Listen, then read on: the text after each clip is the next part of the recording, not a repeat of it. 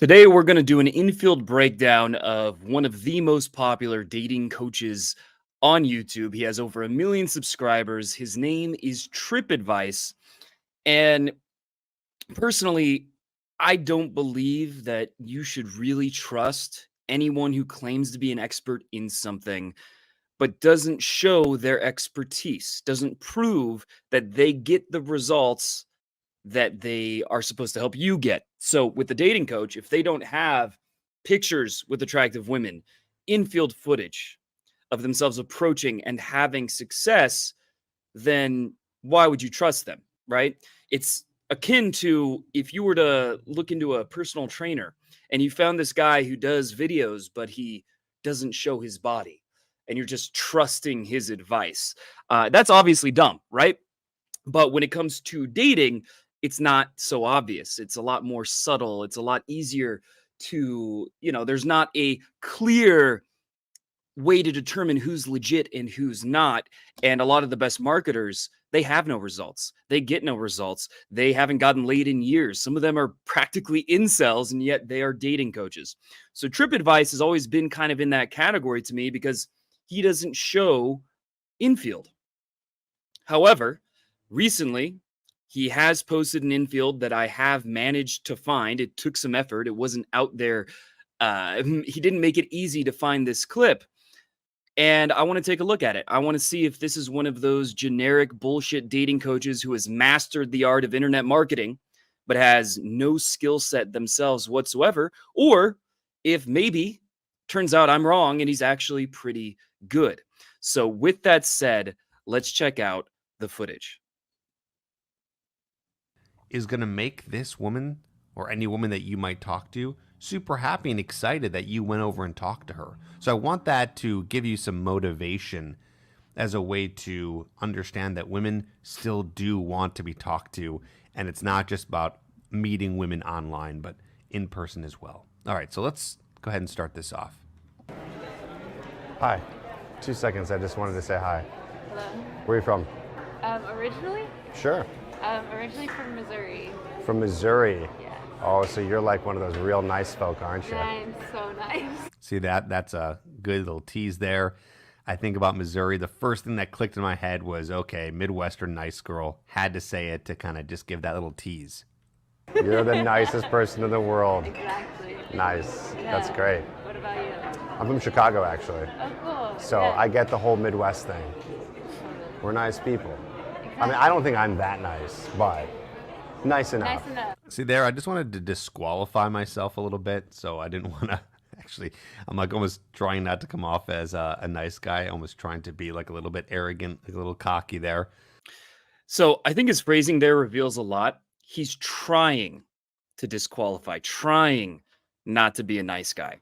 So it does come across as a little bit mechanical, a little bit button pushy, a little robotic. The way that he said that, it didn't seem particularly genuine. It's not terrible, but it just seemed a little bit forced, right? He's trying to seem like a guy who is a certain way, right? He's trying to seem alpha or whatever, but not being that person. Now, other than that, though, what he's saying, it's not amazing, but it's not terrible. There's nothing horrible about it. It's okay. It's good enough. It's normal enough. You don't need to be perfect. And so I don't want to overly critique something that's just average and fine, because average and fine a lot of the times is enough. And you don't want to have this standard in your mind that you have to be like James Bond, or you have to have the wit of Russell Brand or something like that to have success. You don't. Now, obviously, if you're a coach, generally you should have better verbal game and better nonverbal game than the average person. And so far, this isn't amazing, but he's not doing anything terrible. He's not doing anything that's like actively bad. It's a little cheesy. It's a little forced, but it's okay. And that just makes it so I'm not just only focused on being like, yeah, I'm so nice. Like I'm trying to convince her that I'm this nice person. You know. Yeah. What do you do? I have a lot of friends from Chicago. What's that? I have a lot of friends from Chicago. Oh, you do? Yeah. What part? So you can see I tried to continue the open to close sequence, but she interrupted it, so I just went with her. Little different parts. I don't remember all the different They're all like kind of suburbs of it, so I don't remember the names of them. Not even one? I don't remember. I think for some reason, like LaGrange is coming to mind. You got one. Okay. I know LaGrange. Okay. That's It's like the only one I can remember. west-ish. Yeah. Yeah. That's the only one I can remember. Okay. Nice. So what do you do not here? I do a lot of different things. Just tell me the one that you're Most excited about? yes. The reason why I said that is because I don't want to sit here getting a laundry list of things that she does. I want to make the conversation a little bit more emotional. So it's like, yeah, tell me the thing that you really like doing. Look at you. You're already finishing my. There you go. You have to wait for that one. Just being playful. Everything's playful, fun. We got there. We made it happen. Have you ever heard of something called human design? Hubel design? Human design. Human design. Yeah, why does that sound familiar? I don't know. It's kind of an energy thing. That sounds very familiar. Okay. Yeah, it's like a mix of astrology, the Chinese I Ching, the chakra system. Oh, interesting. Yeah, it's like all of that in one. Okay. And I read people's charts and I like work with them to like go play with it in the world and see if the tools it gives them actually helps them or not. So you're a super spiritual I am guiding spiritual. light for people. Yeah. I guess you could put it that way. All right, so guess what sign I am. Oh, I have no idea. See, this is where I always come back to this idea of chick crack, topics of conversation that women love. And women love conversation around astrology and signs and spirituality. And so I just wanted to take advantage of the fact that this woman here does enjoy that. So, okay, let's be playful. Let's play guessing games. What do you think I am? Having her guess about me. You can't even guess? I don't know anything about you. Well, what would you guess off of the minute I've been here? I don't know, but based on the numbers of person. Okay, so couple things. The whole finishing my sentences, it was a little cheesy again, but she went along with it, right? It got her to invest. She laughed, so a little cheesy, but it didn't go horribly wrong, so it was okay. And then this last part, going into talking about chakras and stuff like that, women love that.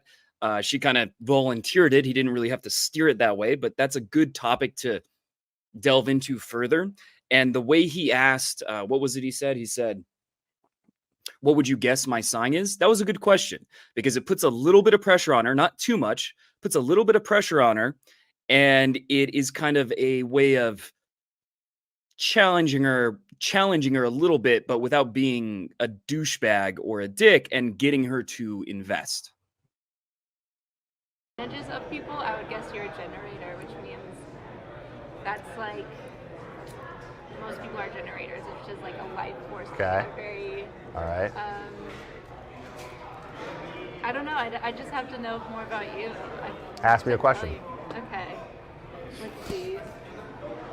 Ask me a question where when I give you the answer, it will give you the information that you need. What do you do? I work in marketing. Do you like it? Love it. Okay. Passionate about it. I'm gonna go with generator. Okay. Or you could be a manifesting generator, which is like uber capable people. Okay, this stuff sounds so stupid to me on her part, not on his part, actually. But, and this is a mistake a lot of guys make, is whenever a woman cares about something, they think that to be alpha, to have a strong frame, to be dominant, they need to like diss that thing or disagree. You don't want to disagree the concept as a whole. You don't want to diss the idea or make fun or tease spirituality in general, or her political beliefs, or her job, right? I heard in my free mastermind group the other day, this guy made fun of a girl for being a nurse, right? He made some comment about, oh, so I guess you like seeing old men naked, something like that. And I get the principle. He's thinking, oh, I want to be not too agreeable. I want to tease her. Not about those kinds of things. So what Tripp is doing, he probably thinks the same shit I do, that this sounds like woo-woo, garbage, made up, pseudoscience, whatever. But you don't want to just like shit on someone for something they're passionate about, and you want to try to understand it. right? Because I'm more of a scientifically minded kind of person, but I still try to be open to spirituality and all that kind of stuff and try to come at it with a mindset of what is it that is appealing to this? Why is it interesting? Maybe there's some degree of truth to it that I don't understand. You want to have that perspective so that you can have a conversation about something that she finds fascinating without it being confrontational and without it seeming like you just have no shared interest in this thing that is extremely important to her. And Tripp here is doing also a good job at getting her to invest more in this topic, to get invest more in the interaction, and to have it not like he's picking her up, but a little bit more like she's picking him up. So even though the beginning of this interaction, I didn't think it was amazing, it's actually pretty solid at this point. This is sounding really familiar now. So what are the other ones? There's projector, reflector, and a manifester, and then there's generators or a manifesting generator. Yeah, okay. I think I heard of something similar to this. Really? Well, actually, no. I know what I'm thinking now. I've heard of archetypes. So there's female and male archetypes. And it's not exactly what you're saying, but there's a couple that are similar to that. Like someone who's a generator or someone, yeah, I forgot exactly what it was, but Cool. interesting. Okay, cool. So that's what you love to do. That's like my heart and soul is in that. 'Cause Okay. I think he's talking about Jungian archetypes, so like king, warrior, magician, lover. That stuff is interesting, pseudoscientific, but knowing about it certainly is a good conversation topic with women. Yeah, human design. How does that help people? So just connecting here, when they general work with connecting. you, what does that end up doing for them? It's a lot. It's kind of like holding a mirror.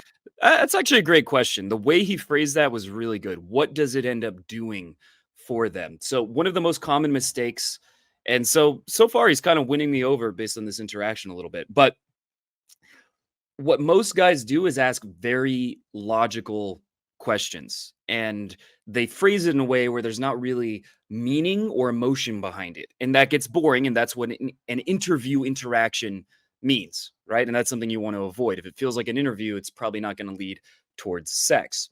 But what he's doing here is he's asking questions, but this question has an emotional connotation and a meaning connotation, right? It's something meaningful. It's something that she really values and is really going to like feel something when she talks about it, about how she's affecting people. What's the outcome of her work, her spiritual work? So that was a great question.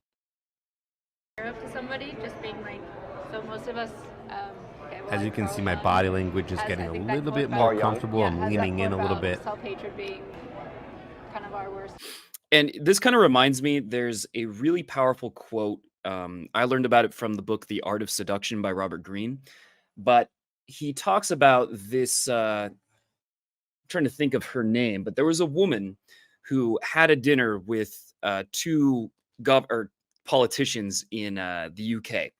And they were two people who were running for prime minister, I believe. One was William Gladstone, and the other was Benjamin Disraeli. And what she said is that when I met William Gladstone, I thought he was the most interesting man in England. But when I met Benjamin Disraeli, I felt like I was the most interesting woman in England. And obviously, that second one was more powerful, right? That was the one that impacted her more. Being charismatic is great. I'm not saying you shouldn't be charismatic and engaging and interesting.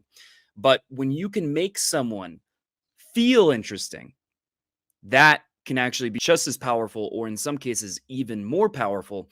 And he's doing a good job of that here. Humanity. Okay. Most people aren't very friendly to themselves or don't really like themselves. So, kind of it's telling them about themselves, but it's reframing a lot of it to see like you're trying to change all these things about yourself. What if you just like embrace it and work with it in this way to make it your life just feel more effortless or flow a little bit better? Do you take your own advice? Most of the time. Most of the I'm time. not perfect. I mean, no one's I've perfect. done a lot of work on it though in the past 2 years. Yeah, I like that question because it stopped it from being too overly like patting each other on the back kind of energy, too lacking any tension, right? It added a little bit of tension without being rude or going too far, but it added a little bit of a challenge. So that was good. Okay, so that's interesting. I wonder if you've had traumatic experiences in the past that have led you to where you are now, and you have mostly overcome some of the consequences of those traumatic experiences. Okay, that's what I would call a cold read. Okay, so a cold read is mainly saying something to someone where it's going to be true for most people. Now, I don't think that what I said there is true for most people, but just by getting to know her, it feels like she's into this spiritual kind of personal development world. So I could guess that she had traumatic experiences, with which most of us do, and that she overcame them. So it's almost as if I knew that. Also, So that's a good cold read, and that's a narrative that anyone's going to want to agree with. And, it's an empowering kind of thing to think about. However, it is also very risky to even bring up the idea of trauma, traumatic experiences. That's not a route you want to go down. So he's kind of risking that, but we'll see where it goes. I look a little scary in this little pause right here, but I'm giving her really good eye contact. This is part of tension. So I'm making sure that she feels like me and her, or her and I should say, are the only people in this whole coffee shop here. And that forms a really deep connection. How close am I to that? Of course, yeah. But then again, that's probably everybody. Exactly. Isn't it? Exactly. That's like a cold read. Or at Like least you you can would hope look at that. so. You would hope that so, they've like, overcome it. Yeah. Right. So it's funny that I even just told her that. Not everyone overcomes it. He kind of took the wind out of his own sails by saying that's probably everybody, which you're not unique. And it takes away the power of what he said before. I mean, I'm not a pessimist, Yeah. but I'm also a realist. Yeah. Probably most people have not overcome their traumatic experiences. Yeah. Yeah. Are you into But Joe they Dispenza should. at all? Who? Are you into Joe Dispenza's stuff at all? No, that name sounds familiar. Who's that? By the way, that's not a technique or anything. When I'm saying these things sound familiar, I'm being truly honest. So that's not something I would say that you should do. Like, all these things she's saying did sound familiar. If they didn't, I would just be like, no, I never heard about that before. Tell me. I believe he's a medical doctor who talks about basically kind of manifestation and visualization techniques for healing your subconscious and getting the results you want in life and all that kind of stuff. I guess I'm a lot more into this woo-woo kind of content than I thought. I don't even know what to call him. I don't know what he would call himself. I thought you were going to say like Alan Watts. No. You know Alan Watts? Yeah. Yeah. I do. Okay.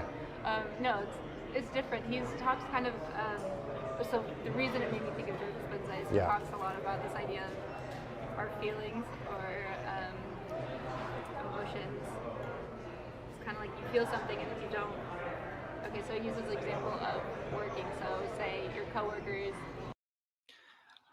I also want to point out that his eye contact is definitely strong, right? He's not super wavering. He's not like looking around, looking tense. And overall, his body language is pretty comfortable, right? He seems relatively at ease with the fact that he's approaching this girl, interacting with her, which is something you'll see in a lot of infield. It seems like the guy is like almost never approached women in his life, and he's like really stiff and uncomfortable. And part of that is being filmed adds more pressure, but he's dealing with that pressure pretty well. Go against you, and then they like kind of rat you out. I'm for just something, locked and then you in right get fired, now. and then you're bitter Locked in about with her that, eye and you have contact. resentment about that. So it's either you kind of work through that, and then it turns out to be like the best thing ever that happened in your life, or you stay resentful, you stay bitter, and then that grows into being your temperament, and then that grows into being your personality, and then somebody asks you 20 years later, why are you so bitter, or why are you so resentful, and you're like, I'm just this way, like that's just who I am, and you take it on almost as like an identity. So basically, what you're saying is all the experiences we have in our life can attach to you and make you who you are today. And we're just a sum of most of our experiences, whether they're Or a perception of them. or a perception of them. Yeah. Okay. Yeah, he kind of missed the entire point of what she was saying. So recapping it is fine, showing that he was paying attention or whatever. But he basically is saying oh, so you're just a product of your experiences. The whole point of what she was saying is that based on how you interpret your experiences, they can either be something that empowers you or they can be something that makes you bitter and negative, which is a very positive message. She has a good mindset, but he kind of missed the point there. Definitely our perception of it. What is, I'm curious, something that you've overcome recently where you're like, man, I did a fucking good job there. like this is one of those moments where all the work I've done paid off because like I just killed it. Wow. And no more fun to then also tell that to a complete stranger. There's one that comes to mind, but that might be too much to go into. Too deep? Try me. Okay. I can handle anything. See, I want to break that barrier. I want to go deep with her. I want to connect with her deeper. I want to break from, okay, we're just two strangers talking, to we're becoming actual people who are connected to each other. Okay, so basically, I think like mommy issues is the way I would describe it. It's, Okay. So before I was born, this is something I've realized in my life. Everything comes back to this one instance in my life. Before I was born, my mom had a child that died after being born for 3 days. So it was 3 days old, died of a heart problem. Before you. Yeah, and I don't think she ever got over that. So she's like, and we, like, my mom and I are fairly close in a sense. So we've talked about it at length, but she just told me like she was still grieving even when I was around, when I was born. Like, and I think the way I received it as a child was like a withholding of love, but it was more so from the work I've done on it. I've realized it's more so like if something happened to me, she like would not come back from.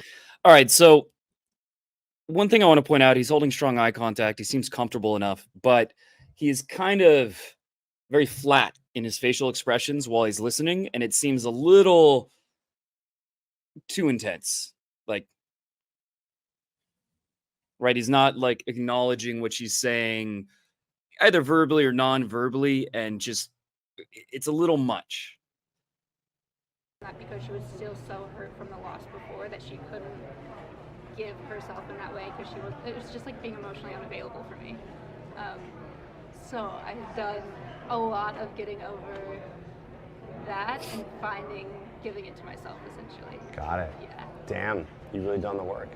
Honestly, I thought you might have said something even more, not to underplay what you went through. Yeah, but like, I wasn't necessarily part of that experience, so you know what I mean? Like, it right, was more like but it still affected you. Normally, you can't go this deep, even sometimes on a first date, but I just felt it out. I was understanding, okay, she's starting to feel like she's trusting me because she was starting to open up on this small level.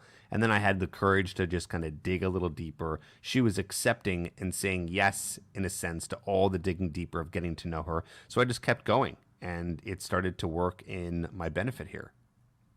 Yeah, interesting. Yeah, it's been an interesting round. How about you? So, well, okay. on a lighter note, what do you like to do for fun when you're not doing your spiritual Okay, so stuff? now I'm continuing with the open to close sequence. Yeah. I don't know. I like going to farmers markets. I like exploring galleries, just walking around, finding things to do. I really like Maybe juice, this is a so I stretch, love but going to juice I places. feel like You her really body like language juice. is inching closer to me. You're a total juice and spiritual nerd. I fucking am. I know. There's my tease. You love the green juice. It better be organic, cold pressed. Ideally. Nice. So, Yeah. why did you end up coming all the way to New York? Out of so all I guess that places. would have been Just from wanted to the second thing connect that a I've little bit overcome more is, with them.